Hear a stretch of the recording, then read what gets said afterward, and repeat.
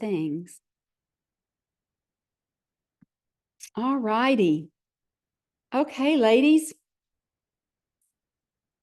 So we're going to start lesson 7. And I really am going to try to pick up the pace with the conversations, because there is a lot of repetitive thought with the people, with his friends. But we're not to that point where I can do that quite yet, because we're looking at the longest of their conversation in round 1. So I certainly won't belabor things, but we probably need to take a look a little bit closer at some of the ones. But to start our lesson tonight, we did not quite finish up on what Job had to say. And since I am taping these, I want to be sure that we have a consecutive thought here. And when we ended last week with Job, this is just the slide that I put in here always.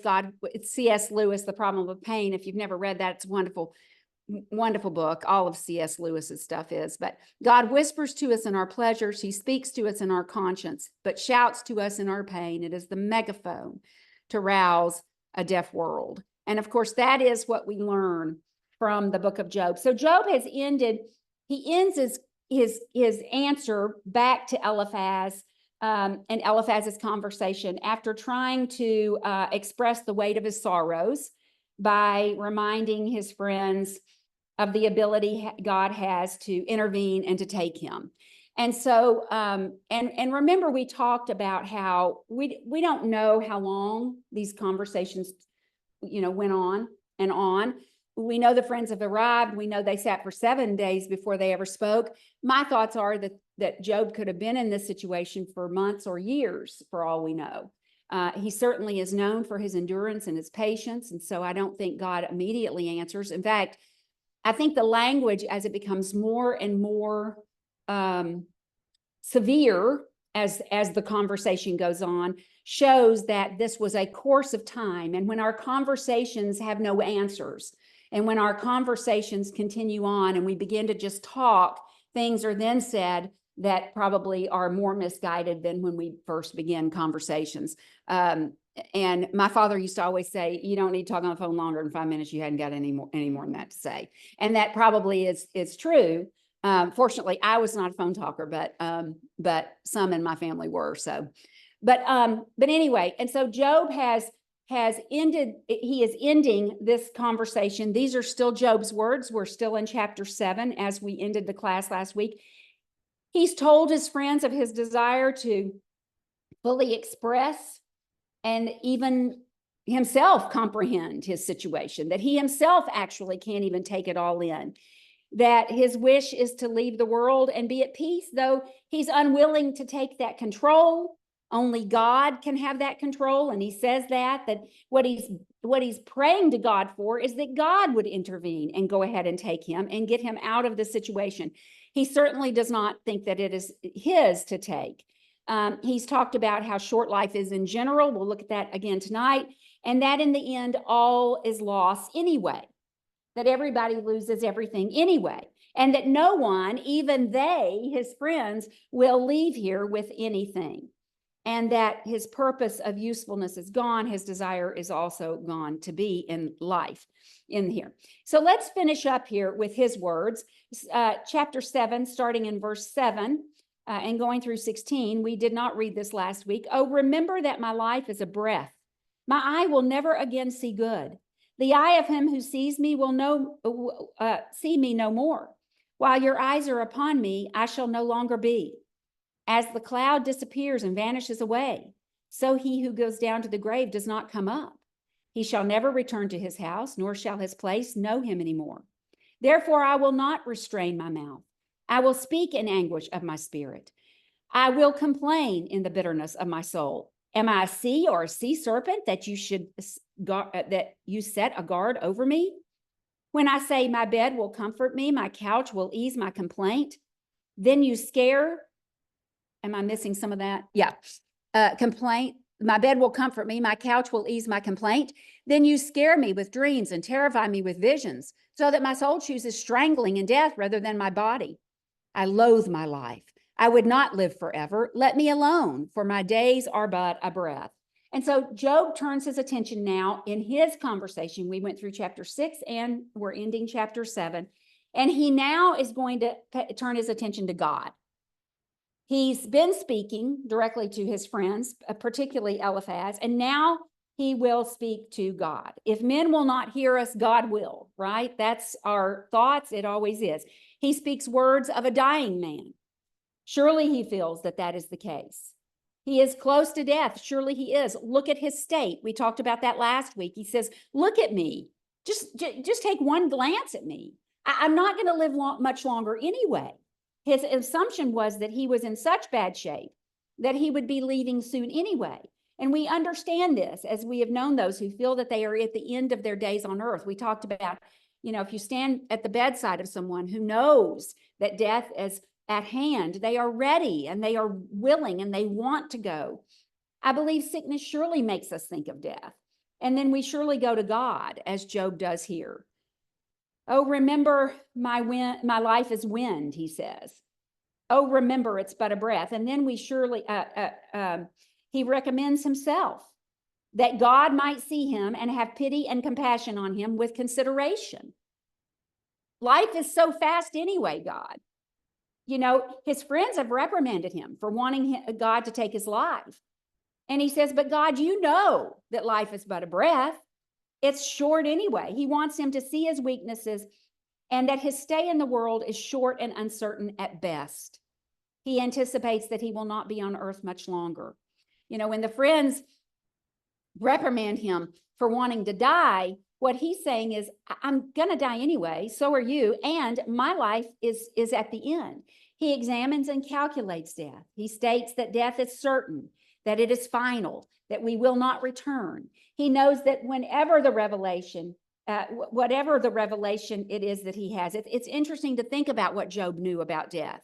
But whatever that revelation was, that he had certainly experienced in his own life, in his own fleshly body, that once someone is buried, they do not come back. And so that's what he expresses here, is everybody dies and they don't come back. They don't come walking up the pathway to their house again. And those that live there don't know him any longer. And we must shortly leave the earth. Our fleshly eyes will close and we will no longer see the things of the earth, the things that most set their affections on, we will see no more.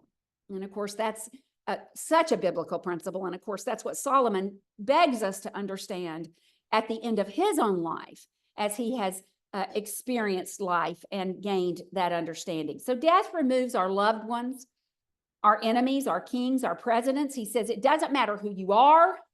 It doesn't matter how great you are.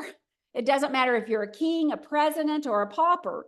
Everybody is removed by death. And they will go to never see their own homes again. Job knows that God can remove us and send us to another place.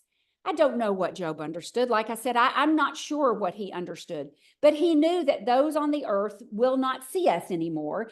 And that God, he later states that if you come looking for me, I won't be here anymore. I'm going to be gone, right? And so Job says we leave and are removed to an invisible world, to some world beyond. And we leave our work, our efforts, our place, our successes, our enjoyments, our businesses to others who do not care to even reflect upon them. We've said in this class, it only takes a generation or two for all of your accomplishments and everything that you enjoyed and everything known about you is gone. And life continues to go forward. And it's not going to, and of course, this is, it's a tragedy for those in the world who think that. They want to leave a legacy. They want to, make a difference, that they want to have a purpose, and they want to, and of course, our service in God's kingdom is not about that. It can't be about that because that is not the way life works. It isn't the way life works. So perhaps for the faithful and the wise, it is at best our words that we would like to live on. They perhaps live on in the heads of your children and maybe even in your grandchildren. That it's your service and your words that really you want to be there. And so I think that's, of course, something that faithful Christians can think about as we live our lives, that what really we would like to be preserved is whatever small wisdoms and understanding we may have that may help people grow spiritually. So, of course, to the glorified saints, there's no sadness in this. And Job felt that he was that. They will not return to the cares. They will not return to the sins of the world. They will not return to the sorrows of their house, the service in the kingdom, in the same way that the heavenly kingdom will provide us that eternal service, that our burdens are lifted, that our cares are taken. And so there is quite a difference. And that's who Job was. He felt that there was something better than what he was experiencing. So Job says, therefore, I'm going to speak my mind. He says, I am going to use my mouth. You better believe it. Therefore, I will not restrain my mouth. I will speak in the anguish of my spirit. I will complain in the bitterness of my soul. This is not always the best idea. He says, I'm going to complain since I don't have many days left. He will make his last will and testament as if it would help him to then die in peace. He wanted to vent before he had no chance to do that. Probably not, like I said, a great way to spend your last days, but certainly that was what he felt. He's lost his ability to withhold his desire, to express himself, his frustration, and really even his temper in a sense. He says, am I a sea or a whale or a sea serpent, a raging sea, a body of water that has been kept to be kept within bounds? Remember, God is the one that controls the seas. He says, to the waves, sit down here. Later, God will reiterate that with Job. He tells the waves, I sit out there at the ocean and I think about that. I'll think, is God really telling those waves, you can go this far, but you can't go this far? I mean, in a sense, that's what he's telling us. You know, it's like children when we tell them, Ray and them were over here the other night, and I said, okay, guys, don't go beyond this line. You know, you set boundaries and bounds, and God does that for the oceans. A sea has to be checked so that the waves behave. That's what God tells us. Or he says an unruly sea serpent or a whale who has to be restrained by force so that they don't devour all the fish in the sea. God is in control of all of that. Who eats what and how much they eat, and so that the little ones can survive. And he says, am I so strong that I need to be guarded? Are you sending mighty bonds of affliction to quiet me down, to make me quieter? Are you taming me by trial? And yes, in a sense, that is what was happening. Of course, remember, Job and his friends had no idea of the conversation, but surely we understand that in affliction, if we complain to God and his providence, that he has laid too much on us and more than we can bear, we are incorrect in that assumption. We are told that he will not do that. And so somehow he sees enough strength in us to test us by the trials and the burdens. All of us have at times felt that we could not bear our burdens, but we do, and we can. And we can remain the people that we ought to be, even in our trials and tribulation. He complains that he could not rest in his bed, even when he says, okay, I'm just going to go to sleep, and I'm going to rest, and I'm going to get some sleep, and then that'll help. That'll help. And maybe, you ever think maybe when I wake up, this will all be a dream, or maybe when I wake up, things will be better. But he would fall asleep and he'd fall off to sleep, and then his dreams would terrify him. So he says, even my dreams are horrible. Even my dreams are terrible. We talk about dreams, and I dream. I nearly always, very rarely I can't remember the last time that I could not remember my dreams at night. And dreams are an interesting thing because, of course, we know that it's your subconscious, that sometimes it's things I've thought about during the day, but usually we feel rested and relieved even among our dreams. Even though I can recount my dreams, I feel rested and relieved. But he says, but for me, there is none. I will wake up and all I can do is see those horrible, horrific visions within my head. And so even rest and sleep doesn't give me any comfort. And again, he confirms that death is better, a bed where there is no tossing and no terror, no more horrifying dreams. Verse 16 says, I am sick of life. He hates the thought of it. It makes him sick. I have had enough, he says. I will not live forever, not just in this condition, but even if good would come back to me, I'm still going to die. So he says, I just don't even want to wait for something to happen. Maybe years from now, something's going to happen, but I don't want to wait for that. Just take me now. Because even if good returns, you know what I'm going to do? I'm going to die. So even if good comes, I'm just going to die. And so at best, whatever does come is emptiness. And that is very true. I mean, that's really true. And he says, so why hang on to this?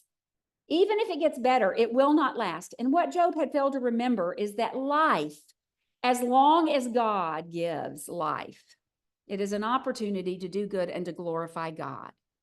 It is an opportunity in a militant world, in a world where Satan is the prince. That is not going to be our eternal life. Our eternal life, Satan will not be there. And we will be completed and we will not have that battle. And that's why we yearn for it and we long for it. And we long for our trials and tribulations, our afflictions to be removed. But while we are on earth, he has given us the ability to do good and to know him better in the relationship that we have with him. And while we understand that everything on earth will end, all of us will have a fleshly burial or destruction. Our time here must be lived in Christ. And then the joy is fulfilled. Then the purpose is fulfilled for life. And of course, Job did know that. Job goes on to say, what is man that you should exalt him, that you should set your heart on him, that you should visit him every morning and test him every moment? How long will you not look away from me? Let me alone until I swallow my saliva. Have I sinned? What have I done to you, O watcher of men? Why have you set me as your target, so that I am a burden to myself? Why then do you not pardon my transgression and take away my iniquity? For I will lie down in the dust, and you will seek me diligently, but I will no longer be. He says, what is man? You think about this. So Job had all the losses that he's had. He's afflicted in health. He has no rest, so his sleep is very spotty at best. He is tired. He is weary. His friends have come and made wrong assumptions about what has happened, but he can't answer them because he doesn't know what has happened. And so there's no explanation. And he says, what is man? What is this relationship that we have? What is it about man? What is it about man, that God would magnify us, that he would visit us, that he would try us, that he makes such a fuss over us, that there's much ado about us? Why would God Almighty pour all of his attention and forces on us when we are such an unequal match for him? That's really what Job is expressing. I can't be an equal match for you. What is this attention that you are paying to me? Why visit us each morning and test us each moment? That you should put such an honor on us. You magnify us by taking us into communion with you. What is it about man's relationship that you want from me? That you would allow this type of effort to be put upon me, whether good or bad, that you should be concerned, set your heart on us, that you show us this type of love. Love us as you do, like we are dear to you in some way. And then can you imagine? He's afflicted the way that he's afflicted, and yet he knows this about God. I mean, David's sentiments, who is man that you are mindful of us? It is incredible to think of all the care and all of the details of life that God is wrapped up in. For somebody who cannot be nosy, there's no way he's nosy. He knows everything about us, every detail, every attribute, every characteristic, all of our heart. And so Job is saying, what in the world is this relationship about? And now I'm in this situation. He talks about visiting us every morning with compassion. He comes to us like we would go to a friend and check on him every morning. How you doing? How you doing? When they need us. Or a doctor, if you're in the hospital, the doctor comes around every morning to check on his patients to see if he can help. And so Job knows that this visitation is happening, that God is somehow seeing this, and yet there's no response. There's no change. There's no answer. And so I think it's quite incredible, Job's faith in all of this, that you should test me and try me, that every moment you were mindful of my activity, you care, you're jealous of me. When I stray away, it makes you upset. Why do I deserve this? And then he deals with his particular afflictions. How long will this be? How long will I be tested to endure? How long will I be tested and tried with no relief or vindication? He says, can't you leave me alone long enough that I can swallow, that I can just catch a breath, that I can breathe? Can't you just quit paying so much attention to me and lift these afflictions just a little bit so that I can take a breath? I'm drowning here. I'm suffocating. I don't know how to do this. He said, of course I've sinned. But is that why you've set your mark against me? You've made me your target? I'm not a hypocrite in my devotion and my religion. You know, that's what he's been called. His friends have said, well, this may just be. And that's why I think his friends talk about how, Job, all you have to do is get your life right. All you have to do is turn back to God, and he'll make things better. He's going to make things better for you. But the longer God doesn't come, the more convinced the friends become that Job has done something wrong. Because in everything that they have seen in life, when one turns towards God, their life gets better. Maybe not changes everything, but life gets better. That is true. That is why we teach, because we believe that as well. They just didn't understand what better meant for Job, and that Job needed to be stretched and needed to grow. Life would be better. I guarantee you life was better when Job had the understanding that he had after all this happened. But they couldn't wait long enough for the Lord to display himself. And so the longer they waited, the more convinced they became of what they were saying. But Job says, you know me, Lord. Even though my friends do not, he says, how can this be that I am your target? Because I have a sincere devotion towards you. What have I done? This is the question. I'm unaware of the sin that has been observed here, that has caused this. Oh, the one who watches me, who visits me, who cares for me, who tries me. I have sinned. I have not sinned in any extraordinary way for you to make me your target. There were indiscretions, we know that. There were sacrifices for sin of unknown sins. We've talked about that in our Leviticus class. Obviously, there are sins that we are even unaware of. But he says, although I have sinned, you know my heart, and you take away my transgressions on a regular basis. You remember Job offered a sacrifice each morning so that God would clear the iniquities of both him and his children. He said, I know that you have lifted my transgressions from me in the past. Job had the ability to understand what Cain and Abel certainly understood. And I believe from that time forward that a sacrifice to God was that repentant heart. And Job knew that. And he said, you've always forgiven me. You've lifted my transgressions in the past. What is it that I have done that you have taken away that forgiveness from me? What has happened? Aren't you the God of great mercy? And to enforce the prayer for pardon, he begs God to forgive because he will be dying soon. He says, God, please forgive me now because I am going to die and return to dust. And it will be too late for you to forgive me then. And you will come looking for me and you will seek me diligently, but I will not be here any longer. And there will be too late for you to forgive me.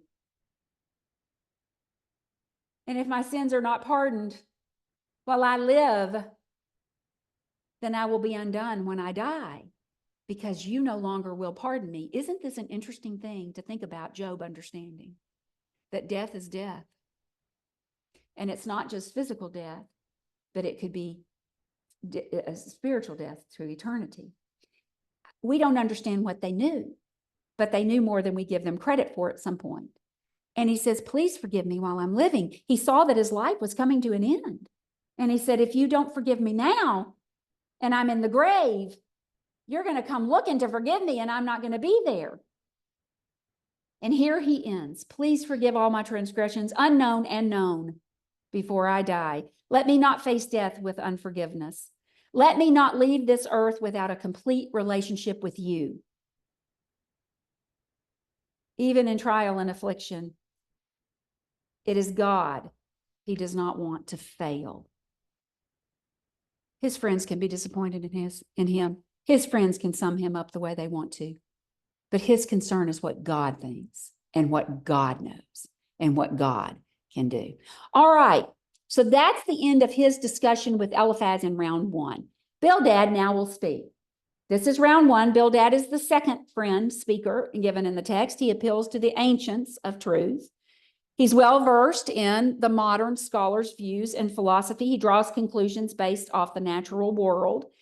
And at least as the conversation is recorded, Eliphaz leaves the reply to Job's words up to Bildad. I kind of don't, and the more I read the book of Job and the more I've studied, I've only taught it probably three times, but I changed my mind about how the conversation kind of went. But I think these men stayed there for quite a while. And I think these were conversations that were ongoing. And these men kind of were stuck in their own rut of what they said, because that is what happens to us. We kind of reiterate our own stuff, right?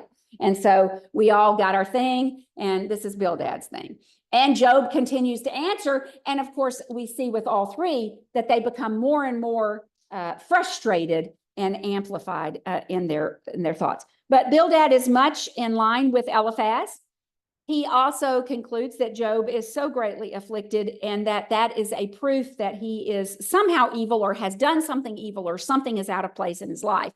And that the hope will only come through God if Job can get himself straightened out. That's the assumption with all of the men, that you've just got to get yourself straightened out and come back to God. He will in this chapter try to convince Job that he had spoken too passionately, that his children had suffered justly, that he was truly sorry, and if he was truly sorry and repentant, that God would intervene and that he would soon intervene. And in so many ways, he speaks truths, just like Eliphaz did. Those who sin do suffer the effects of sin. And many times when they repent, things do get better. And we've seen that in our own lives, and we see that in his life. But of course, that's not always the case. And it is a very misspoken truth as a universal truth. It's certainly a stereotypical assumption that is made here. You can almost feel the growing confidence in these friends, though, as the argument becomes stronger and the longer it takes for God to answer. In fact, God's silence spurs them on. It just spurs them on. They listen, they look, they watch, don't hear him, got more to say, right? So Job 8, 1-7 begins Bildad's conversation. Then Bildad the Shuhite answered and said, "How long will you speak these things? And the words of your mouth be like a strong wind? Does God subvert judgment? Or does the Almighty pervert justice? If your sons have sinned against him, he will cast them away for their transgression. If you would earnestly seek God and make your supplication to the Almighty, if you were pure and upright, surely now he would awake for you and prosper your rightful dwelling place.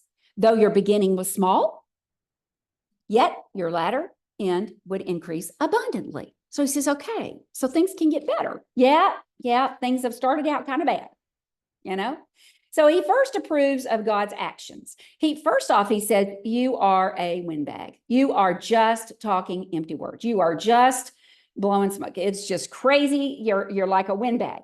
He approves of God's actions, in and of itself preposterous that any of us would do such a thing. He implies that Job has condemned God, which of course he had never done. He's right in his general statement.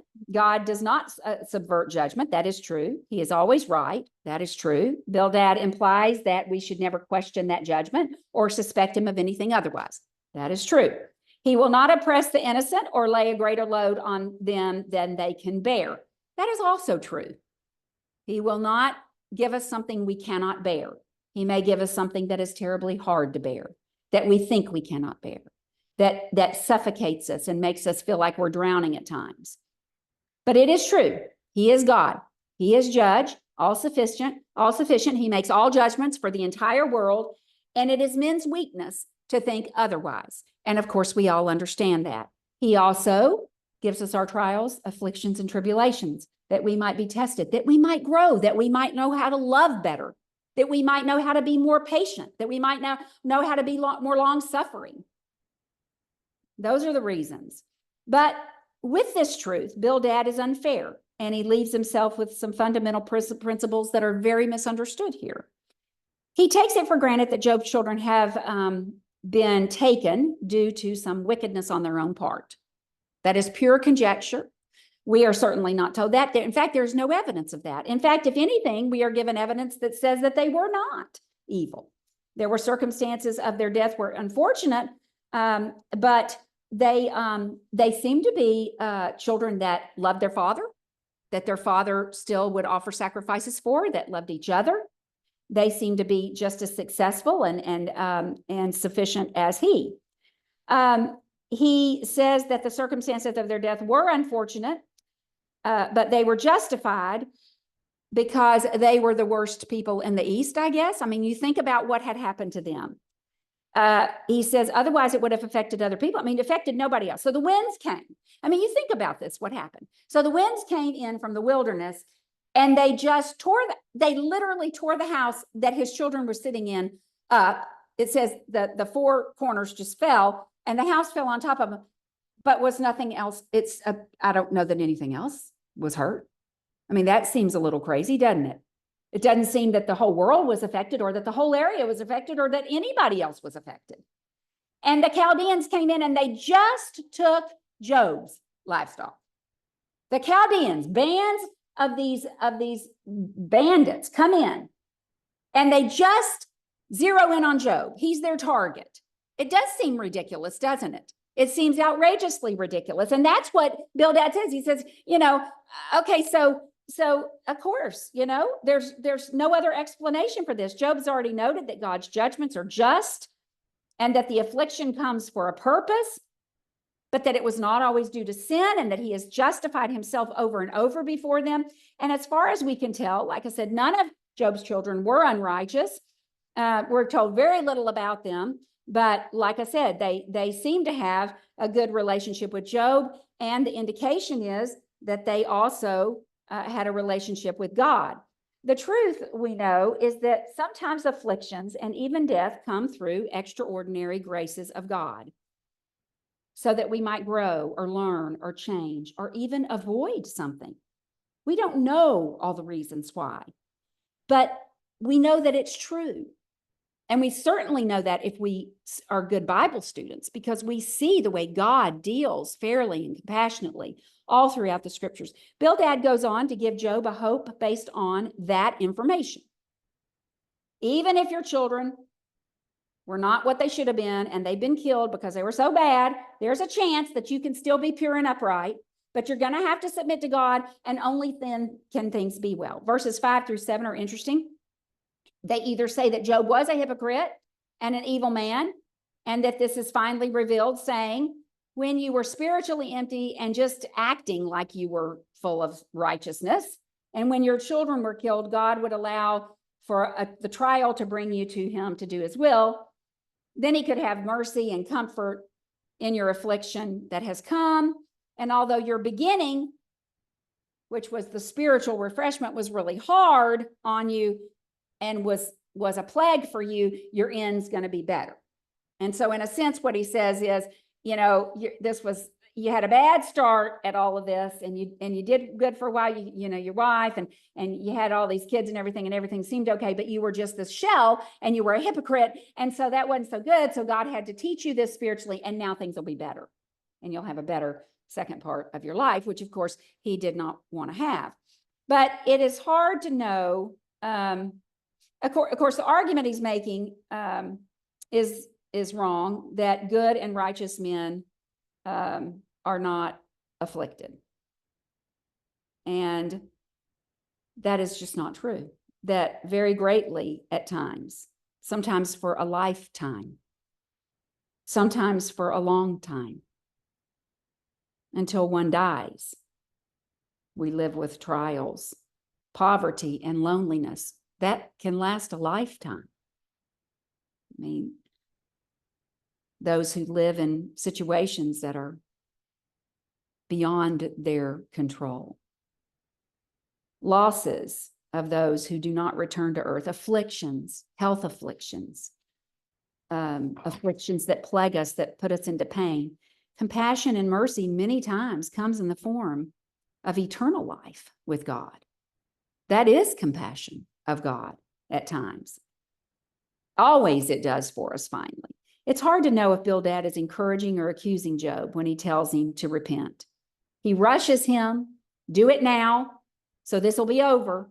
Because, however old Job was, my guess is if you live the time of Abraham, what Abraham lived about 150 years, one of the things Bildad brings out is we don't live very long anymore.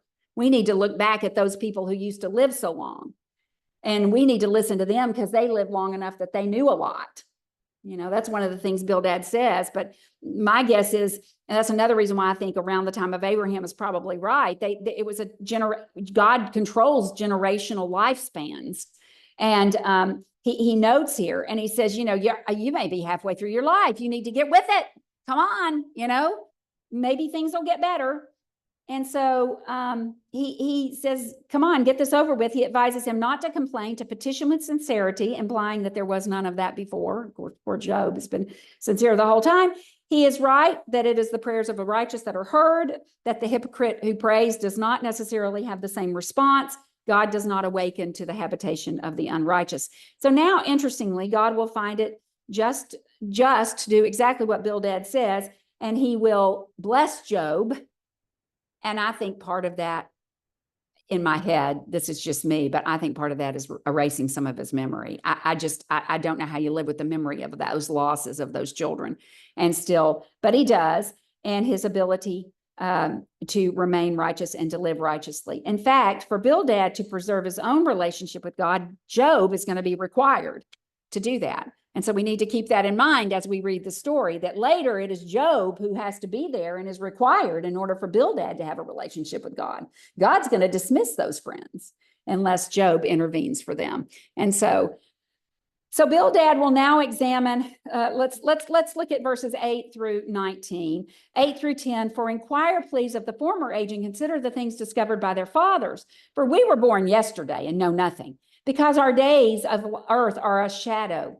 Will they not teach you and tell you and utter words from their hearts? So he talks about the facts that hypocrites and evildoers finally will see destruction, that their deeds meet a fatal end at the end, that their hopes and joys are never realized. And of course, the assumption continues to be that God, in the course of his providence, will bring the proud, the hypocritical, the deceitful to a tragic end in life. I mean, his thoughts are that, and of course, we know pride cometh before the fall, and that's really the statement he's making. And we see a lot of that in our life. There are a lot of truths in that. I mean, a lot of people that are arrogant and puffed up, it's hard to watch sometimes because they will be brought down. But many times that is not true in life, on earth. It may not be that happens. He says that those who seem pious and prosperous will fall to shame and ruin in the world, and that by making their prosperity short, he and all the others will see their facade, that everybody will see and God will deal with him. That he will prove this truth by an appeal to the antiquity and the concurring sentiment and observation of all the wise and the good men, and the undoubted truth it is, if we take in the other world, that is actually what happens, that eventually, no matter when, even if people live out a life of arrogance and pride, at the end, God will do that, yet in the life to come. So hypocrites are not always punished in this life. And in the life to come, they will be deprived, and everything that they trust in, and all of their triumphs will be forgotten. But it is likely that Bildad was not referring to that, but the earth. And that what he was saying was also a universal truth. That is not, it was not a universal truth.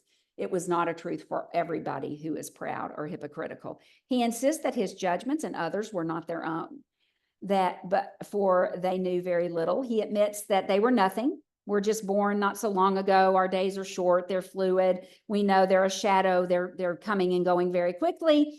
We're not so close to the divine revelation as those of the former age. That's what he's calling on the ancients to give them some knowledge. And so we must rely on them and hear what they had to say through their own knowledge, so that we can inquire and depend on the things discovered by the fathers, what we should do. And so, like we said, we know that their fathers, their forefathers, and the ones that they would have gotten the oral teachings from, passed down from, would have been much longer in generations. So the flood, during the flood years, remember, and Enoch and of course Methuselah being the longest, but anywhere from 600 to 900 years people lived during those days. And so I think that's what he's looking back at, and he's saying, those were people, they really understood God because they lived a long time and their relationships grew. And my guess is God revealed through those years ways that they could live and be faithful. And so those were the oral teachings and traditions that they had. Somehow Abraham was faithful. God chose Abraham because he was faithful and because God depended upon him to have faithful children. It says that he felt like Abraham was one who could teach his children and would teach his children. And so we know that. And so it's not a bad thing, what Bildad's saying here, that they could look back and have confidence in the generations of Noah and Enoch and those forefathers before them, before the generations became so short, that he said, now we live such a short period of time. We only have so much knowledge. We only have so much understanding. I mean, we come and we go more quickly. We come and we go even more quickly, which I can't say really saddens me. So in a sense, it is true with the full understanding.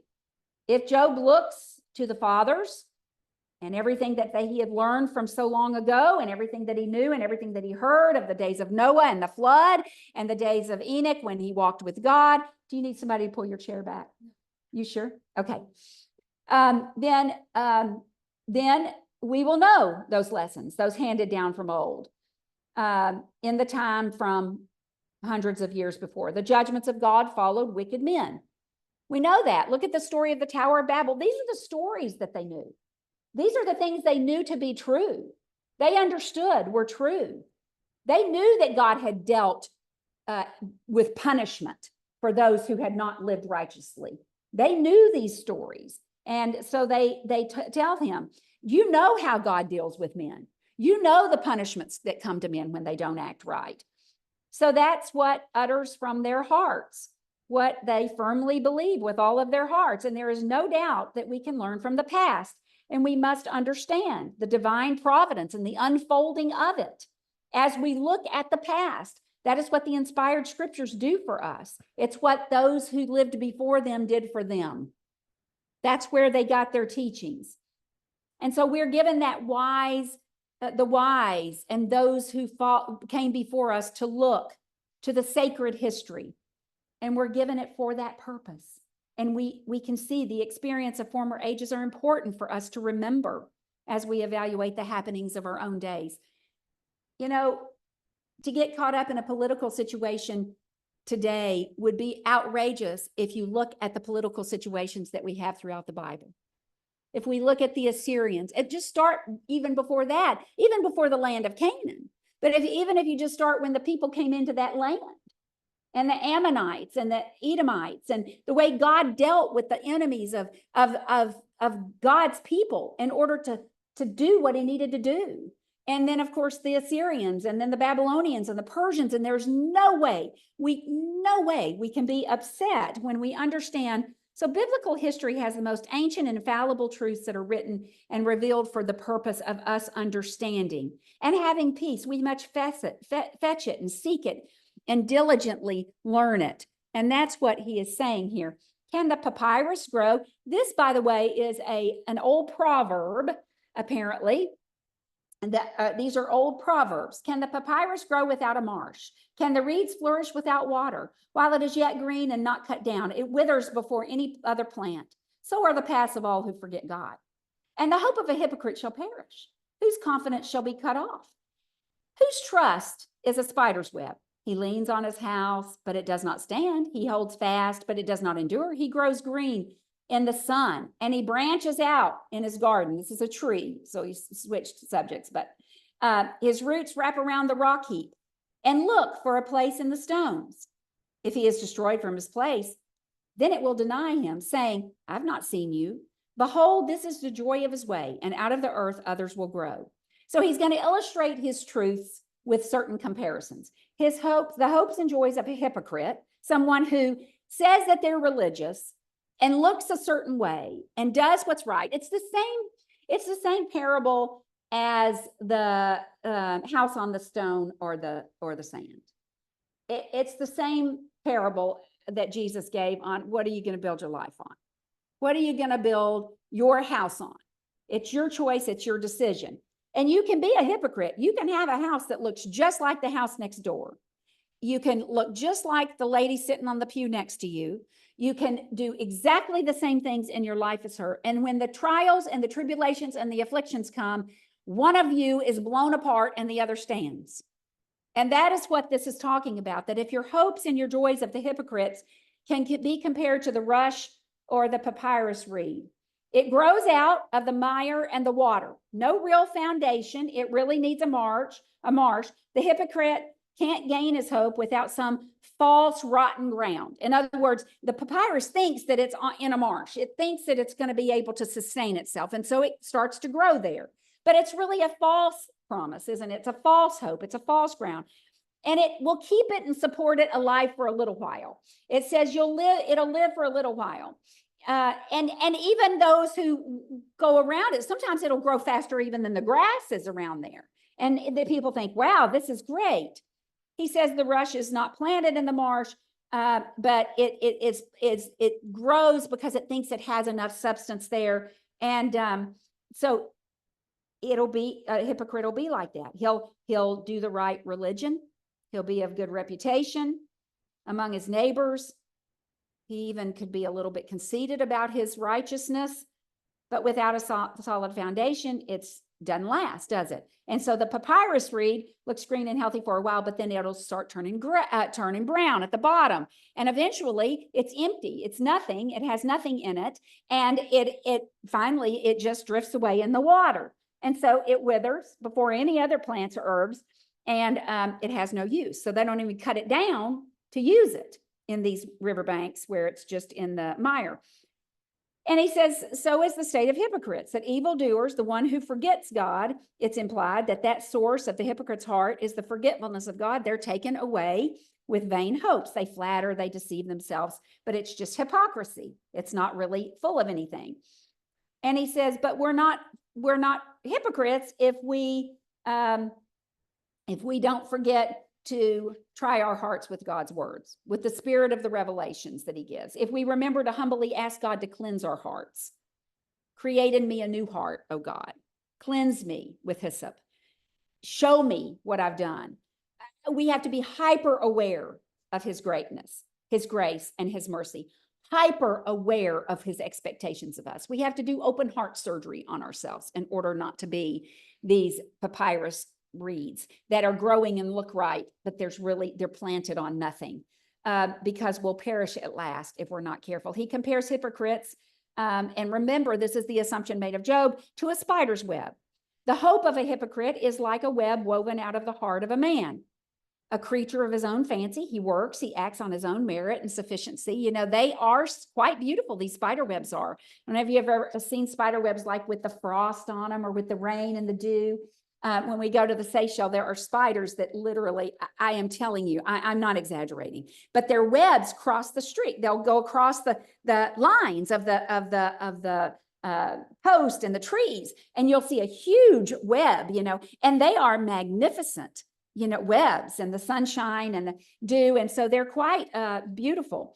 I want to read, Matthew Henry says, there is a great deal of difference between the work of a bee and that of a spider.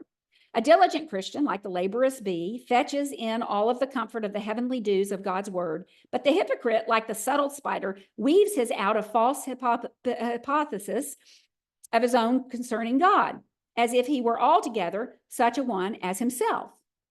And so they kind of work on their own, don't they? They're not a bee. They don't have other bees around them. There's not a purpose for anything but themselves.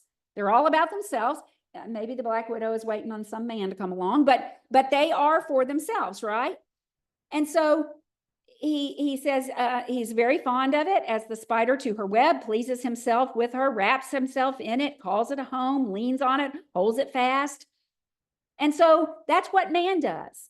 In his outward prosperity, prides himself in that house as his palace. He fortifies himself in it as if it's a castle, makes use of it as a spider in her web to ensnare those who would have a mind, who he had a mind to prey on. But think about a spider web. It's easily swept away.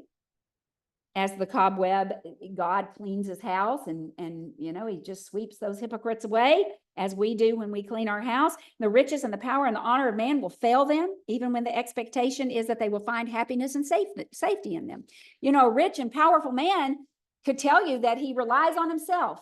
We lived in Europe for many years. We tried to have conversations and Bible classes with Europeans, and Europeans are very self-sufficient. They have no need of God. There's no need of God's business and philosophies, and when you have everything figured out yourself. And that's what an affluent society that relies upon itself does. And so where does that one go when they seek to hold fast to their own estates, but are swept away by God? All the profits are gone. And so what is there to depend upon when the web is gone and it's not secure and he began again? Or maybe Job, since you probably wouldn't put yourself in those two categories, maybe you are just a well-rooted, really determined tree who's just a hypocrite, who's really just a hypocrite. And maybe you don't see yourself as that spider web or that reed. And though it was once planted, this tree, and it's so green and it's so wonderful, he grows green in the sun and his branches spread out in the garden.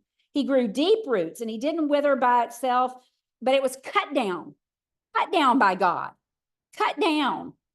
A secure and prosperous center, this is. That's who this is, this tree.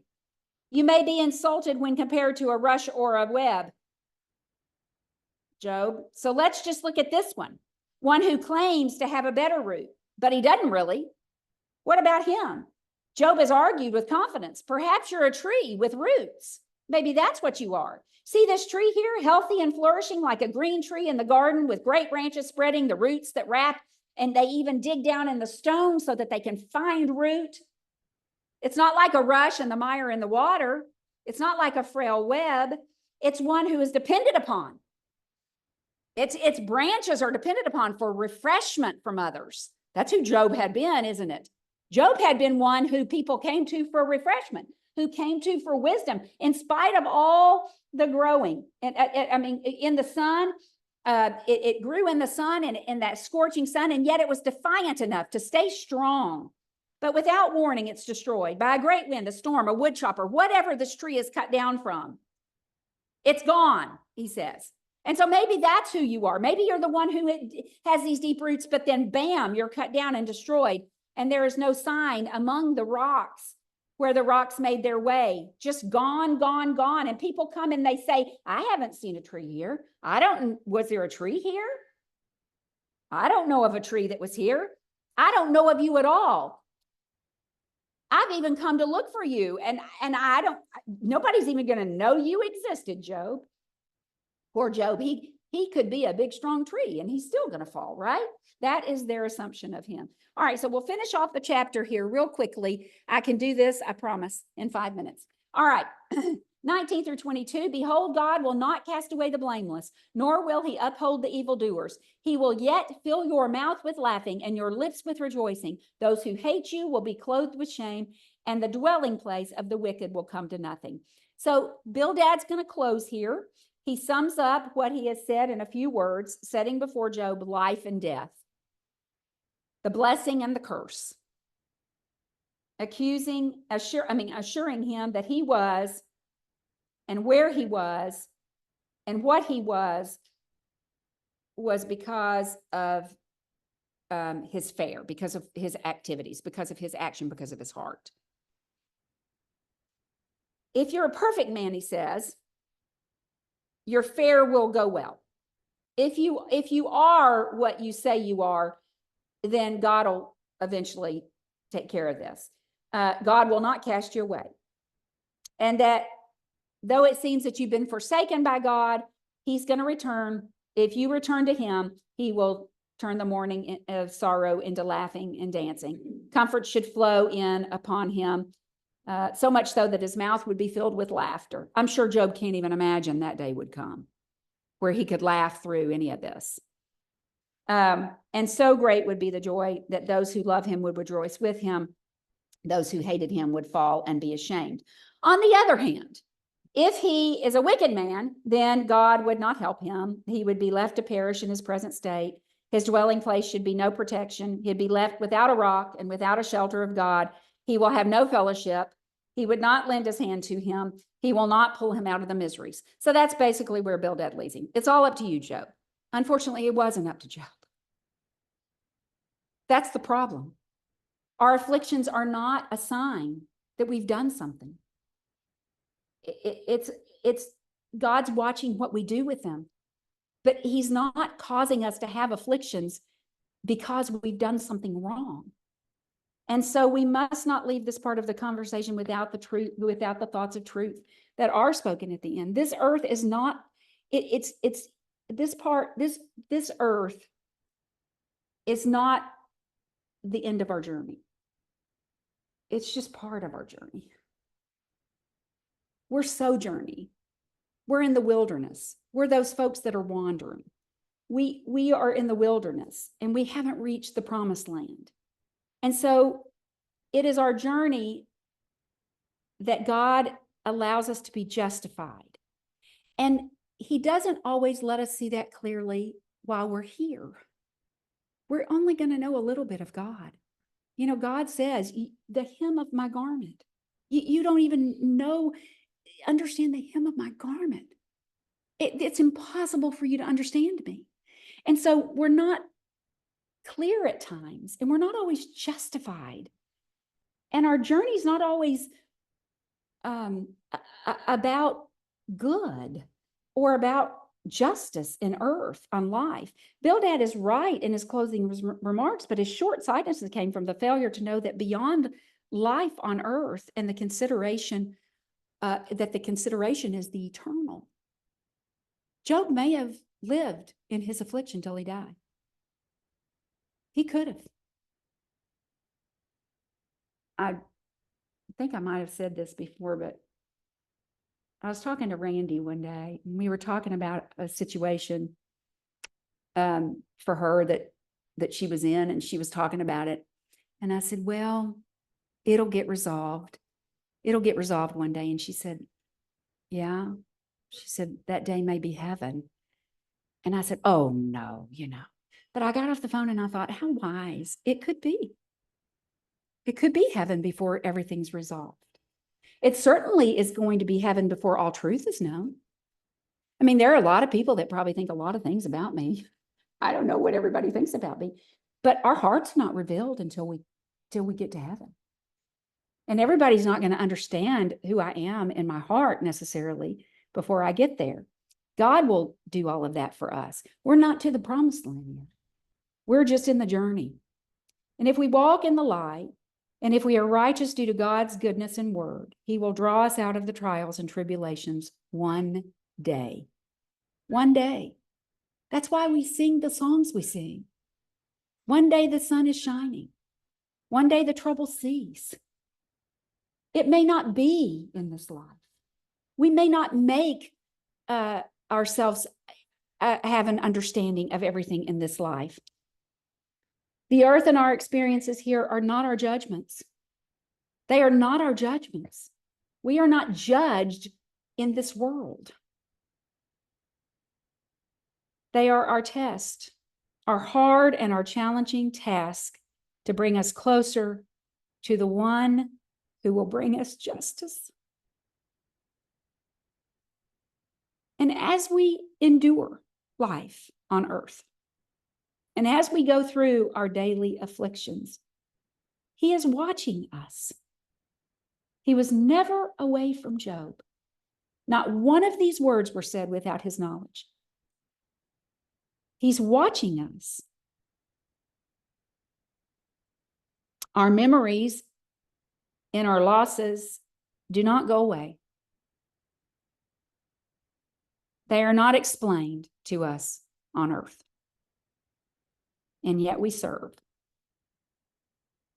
Our economic situations do not always change and are not solved by a goose who lays a golden egg.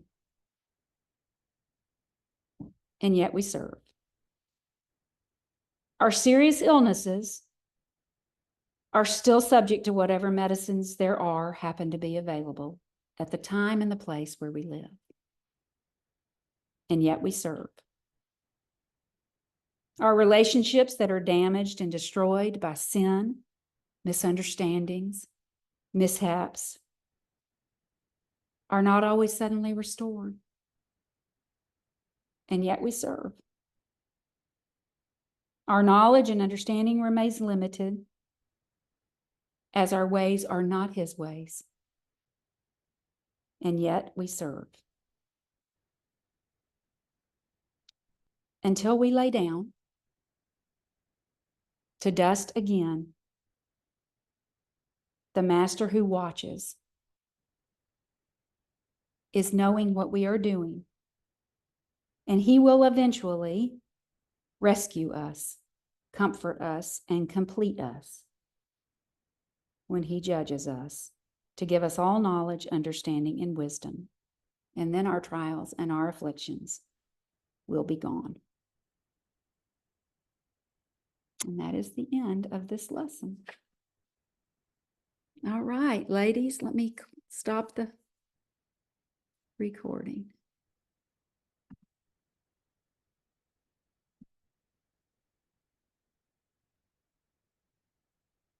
How do I stop?